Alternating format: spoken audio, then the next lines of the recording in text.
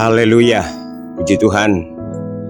Selamat pagi semua saudara-saudara sidang jemaat Tuhan yang dikasihi dan diberkati Tuhan, dimanapun saudara berada pada pagi hari ini.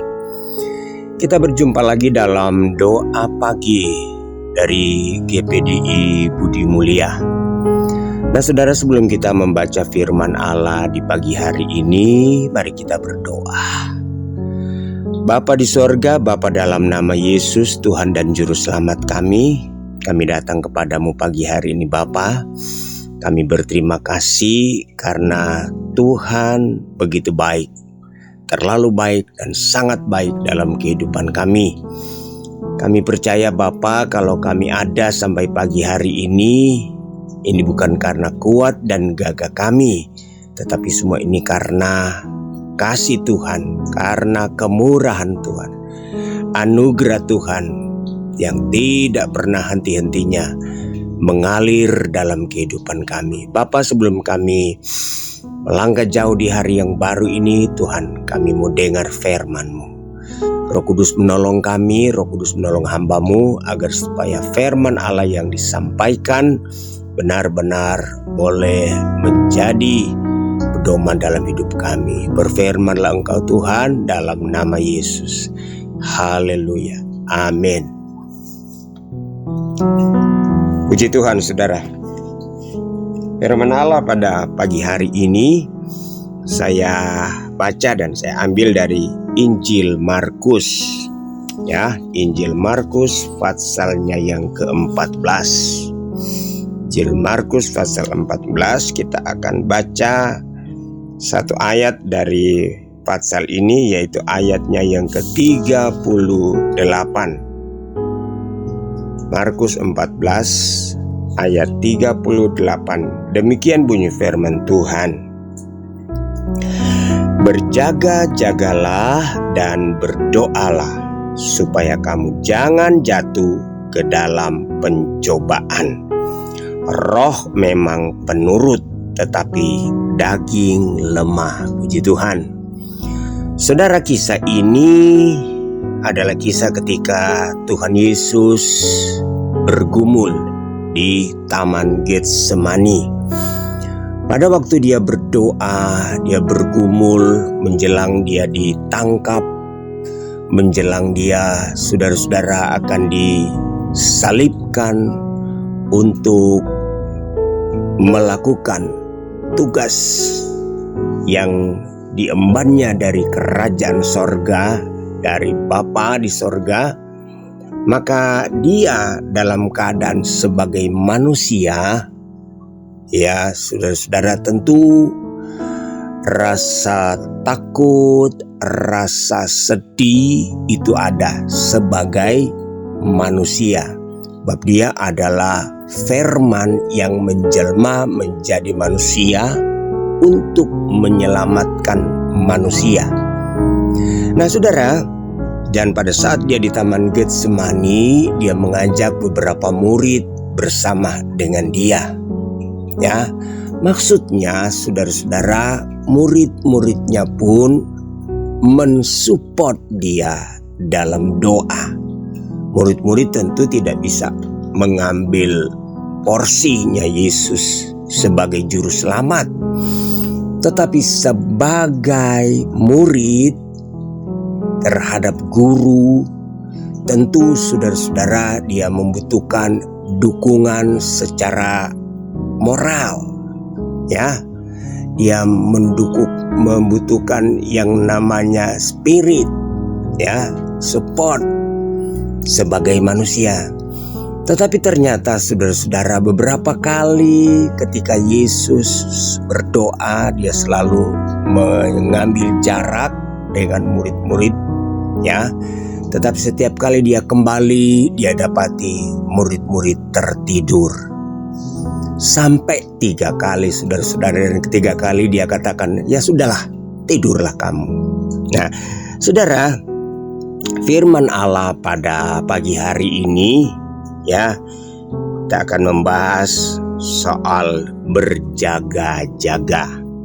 Saudara, orang yang berjaga tentu saudara-saudara sikapnya, keadaannya tentu dalam keadaan bangun. Tidak ada orang yang berjaga kemudian tertidur atau tidur.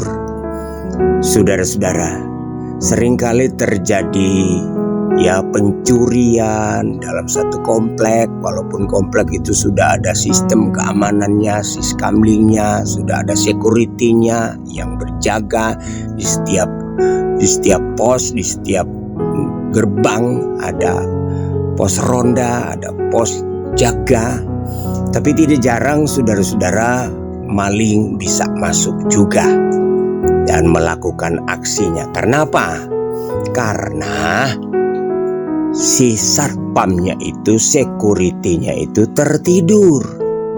Kalau mereka tidak tertidur, tidak mungkin pencuri, maling itu bisa masuk. Nah, saudara-saudara, akhir zaman firman Allah katakan kita juga harus berjaga-jaga. Sebab firman Allah katakan waktu kedatangan Tuhan itu tidak ada seorang pun yang tahu. Waktu kedatangan Tuhan itu diibaratkan seperti pencuri, yang akan datang pada waktu malam, pada waktu pemilik rumah itu sedang tertidur lelap. Itu sebabnya saudara, mari saya mengajak kita di pagi hari ini membaca beberapa ayat. Paulus ingatkan di dalam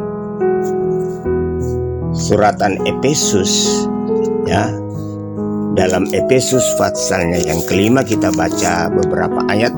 Efesus 5 ayat yang ke-14.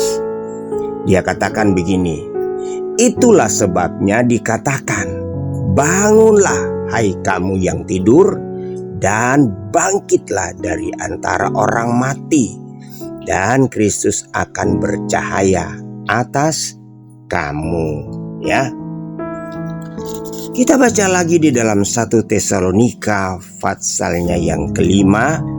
Kita akan membaca ayat 6. Sebab itu baiklah jangan kita tidur seperti orang-orang lain, tetapi berjaga-jaga dan sadar. Orang yang tidur itu tidak sadar. Gak ada orang tidur sadar. Kalau ada orang tidur sadar, tidak ada maling masuk rumah, tidak ada pencuri membongkar pagar. Tetapi semua orang yang tidur itu tidak sadar. Orang tidur itu seperti orang mati, yang mati sesaat, tidak sadar, tidak mendengar sesuatu, tidak bisa melihat sesuatu. Dari kedua ayat ini dengan jelas gereja Tuhan harus sadar, harus bangun, harus siaga. Tuhan di dalam 1 Tesalonika tadi, kalau kita baca ayat 8 ayat 9, karena Allah tidak menetapkan kita untuk ditimpa murka, tetapi untuk beroleh keselamatan oleh Yesus Kristus Tuhan kita.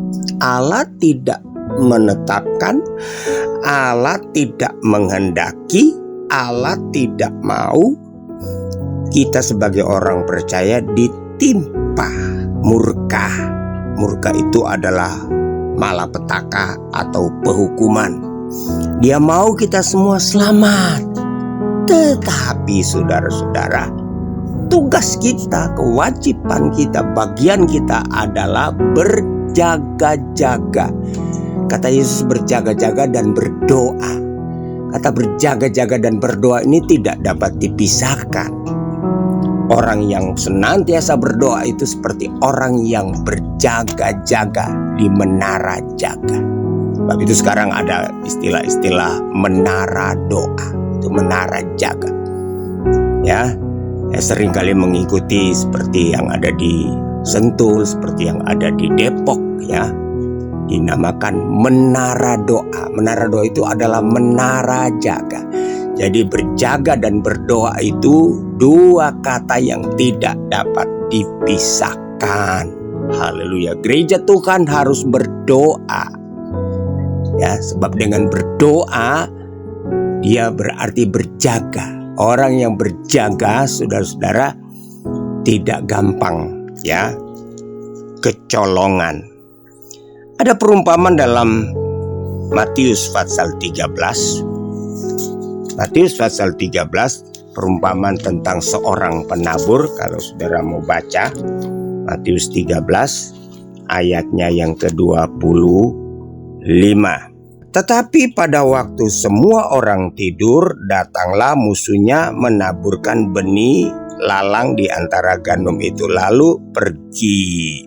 Ketika gandum itu tumbuh dan mulai berbulir, nampaklah juga lalang.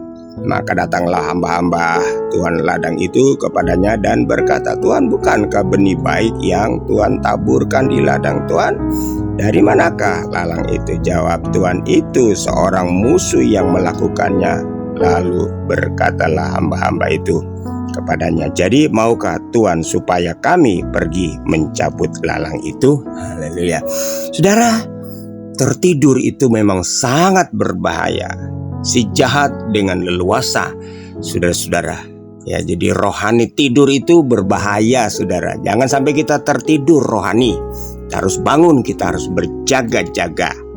Haleluya. Sebab di dalam 1 Petrus ya dikatakan 1 Petrus 5 ayat 8 ya. Apa kata firman Allah di situ? 1 Petrus 5 ayat 8 dia katakan begini. Sadarlah dan berjaga-jagalah, lawanmu si iblis berjalan keliling sama seperti singa yang mengaum-ngaum dan mencari orang yang dapat ditelannya. Haleluya. Sadar dan berjaga-jaga. Haleluya. Kita hari-hari ini tidak boleh lengah, kita tidak boleh, saudara-saudara, tidur rohani. Sebab apa, saudara-saudara? Bahaya, saudara-saudara, kalau kita punya rohani tertidur ya. Ada ayat juga mengatakan, saudara-saudara, dalam Markus pasal 8 ayat 15 ya, kalau kita tidak berjaga-jaga maka ya kita akan terkena oleh ragi orang Farisi, kata Yesus. Ragi orang Farisi harus kita waspadai ya. Kalau kita tidak berjaga-jaga, kalau rohani kita tertidur, kalau kita tidak siaga, gampang sekali diterobos. Haleluya. Yang terakhir, saudara-saudara, pagi hari ini kita baca di dalam Wahyu pasalnya yang ke-16 ya. Dalam Wahyu 16 ayat 15 ya. Dia berkata begini, lihatlah aku datang seperti pencuri, berbahagialah dia yang berjaga-jaga dan yang memperhatikan pakaiannya supaya ia jangan berjalan dengan telanjang dan jangan kelihatan kemaluannya. Lihatlah aku datang dengan segera seperti pencuri, berbahagialah mereka yang berjaga-jaga. Haleluya. Mari saudara-saudara, di akhir zaman ini jangan sampai rohani kita tertidur. Jangan sampai kita bermasa bodoh. Kita harus berjaga, kita harus berdoa agar supaya saudara-saudara iblis dan si jahat itu tidak gampang untuk datang menaburkan benih-benih yang jahat. Pengaruh-pengaruh dunia sekarang sangat luar biasa. Puji Tuhan, Tuhan Yesus memberkati kita semua. Biarlah firman Allah ini boleh menjadi peringatan bagi kita. Kita berdoa, Bapa, kami bersyukur di pagi hari ini kembali kami diingatkan oleh firman-Mu.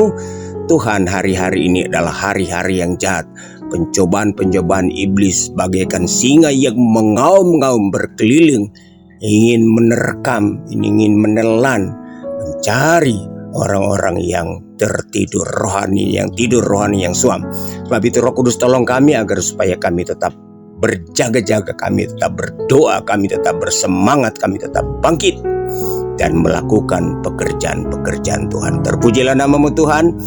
Dalam nama Tuhan Yesus kami sudah berdoa, mengucap syukur. Haleluya. Amin.